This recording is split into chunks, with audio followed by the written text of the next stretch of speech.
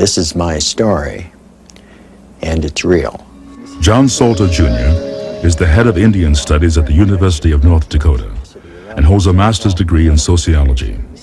The son of a Native American, a second-generation Scot, he was a human rights activist who fought for civil rights throughout the Deep South. He was also director of Catholic social justice activities for the Rochester, New York Diocese. He has been honored with numerous awards, among them the Martin Luther King Jr. Award, presented by the governor of North Dakota. But all of his knowledge and experience could not explain what was about to happen to him this day.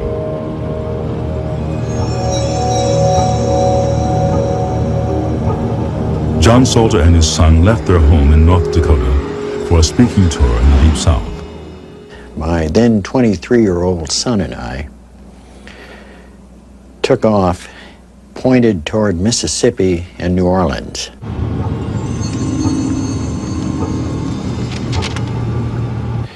Since I've been about 13, I've traveled with my father all over the country. And one of the things we've always done is pick the straightest shot, you know, from point A to Z. However, on this trip, John Salter, for reasons he could not explain, took a route which was completely illogical. Intending to stay on Route 61, John Salter turned off the main highway onto a less traveled road, heading in the wrong direction.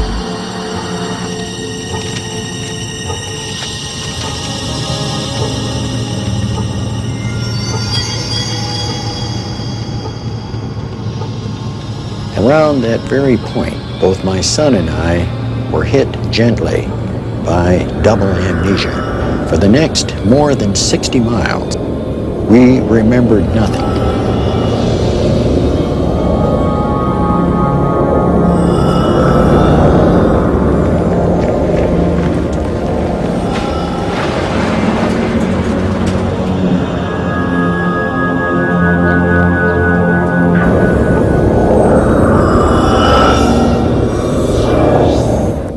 At about 10 minutes of 8, almost an hour and a half later, we emerged from the double amnesia.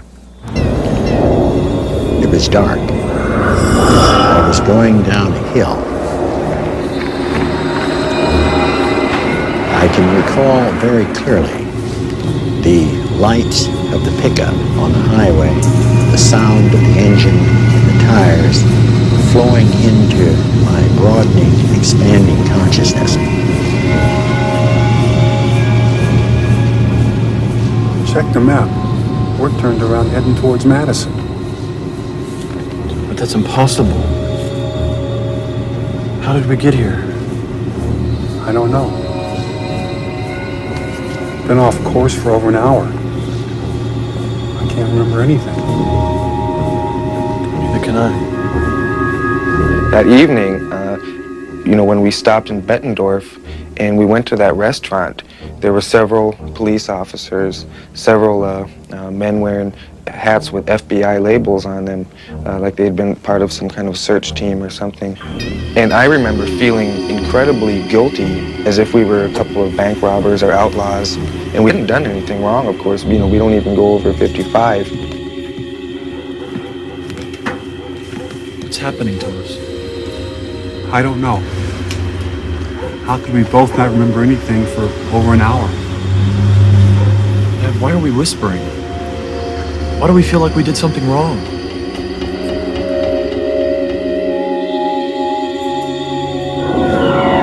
If this were the Navajo country, I'd believe this to be witchcraft.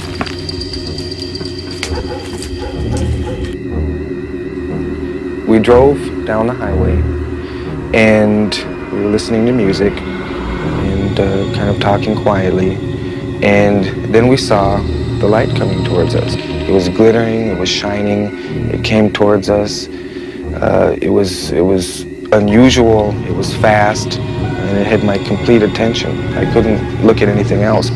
It was enveloped in a kind of energy field which added up to the most exquisite, shimmering, silvery thing that I've ever seen in my life.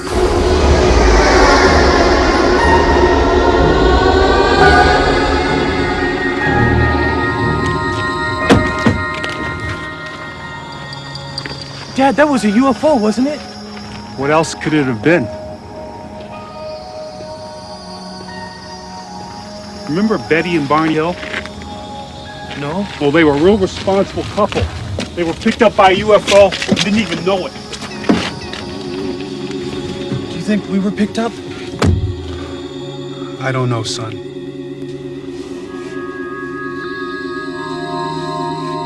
To the Salters, this extraordinary sighting somehow seemed connected to the missing time and odd feelings of the previous night. I also saw this as a very friendly kind of an appearance, a sort of a adios or a hasta luego. But the Salters were still mystified. The real significance of what happened was about to unfold.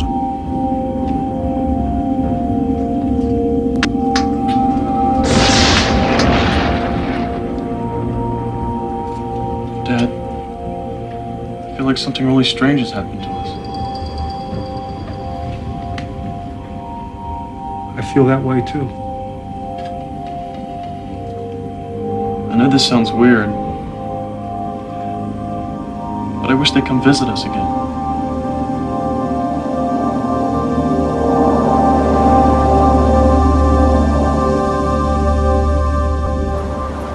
As they continued their journey, the Salters searched their memories for explanations. What really occurred during that missing time? Why did the UFO appearance feel so familiar to them? And why did they have such feelings of longing for something they could not identify? In a series of recall flashbacks, the lost time slowly came into focus.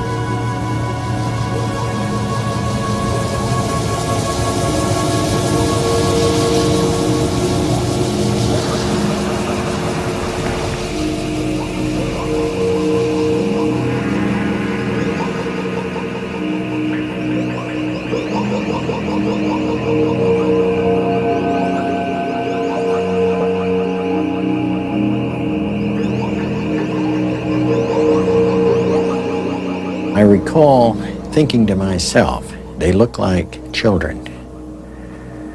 Up on the bumper, looking in. They look just like little kids.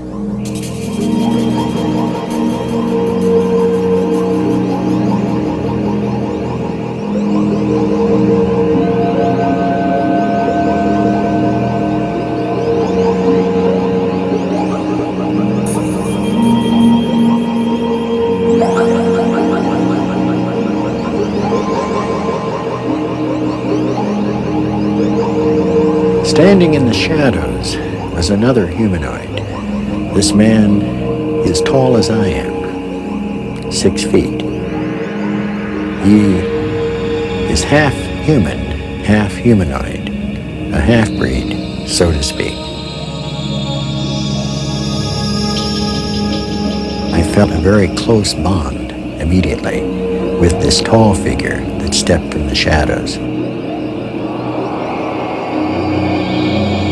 And at one point, I stumbled and fell and was cushioned and prevented from hitting the ground by what I'm convinced is some sort of telekinetic psychic force generated by the humanoids.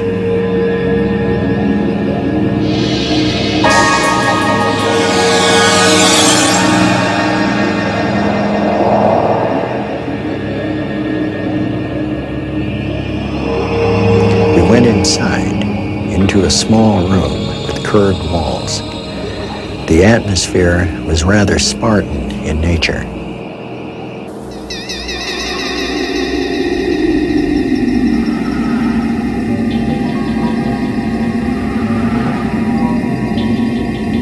I remember the feeling of laying in a chair, and it was like being in a dentist's office because I was aware of what was happening, but I couldn't move.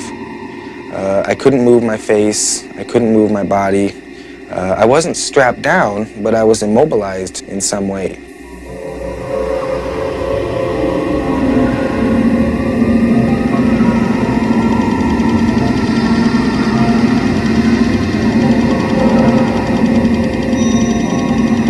One of the things done initially to me after a cursory medical exam, was placing of a very small implant up my right nostril and beyond. This was a painless procedure, and we believe that it affects the pituitary gland, one of the endocrine glands. Immediately after that, an injection was made in the vicinity of the thyroid gland.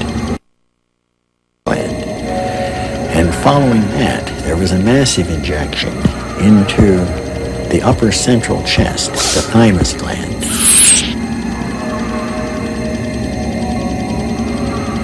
There would be like a zipping sensation, almost like tiny electrical shocks. I've talked to people who've had tattoos and they've described that as being similar. My feeling was one of great friendliness, very much at ease. Everyone, all through this experience, was very pleasant. In the months that followed, John Salter began to notice changes to his body. His fingernails, which he normally clipped every 3 weeks, had to be clipped once a week. His hair began growing more rapidly. His sparse eyebrows began to thicken, and his facial wrinkles began to disappear. I now had developed a very strong need for protein, meat and fish. At the same time, an odd craving for things like green peas. A 25-year-old scar suddenly faded. Salter had very little body hair, but now found it growing all over his body. Before the UFO encounter, Salter smoked a pound of pipe tobacco a week. I smoked like an Arizona smelter. But in the middle of May 1989, I stood in my office and realized that I had gone 24 hours without smoking anything. And I stopped smoking and have remained a non-smoker without suffering a single physical or psychological twinge. No twinges of any kind. I recall that we walked through the woods, downhill, back to the pickup, and I felt an extraordinary sense of sadness at the fact that we were parting.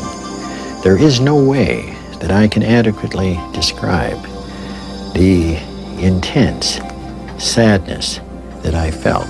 And then the message came that we will all see one another again in another place, in another time.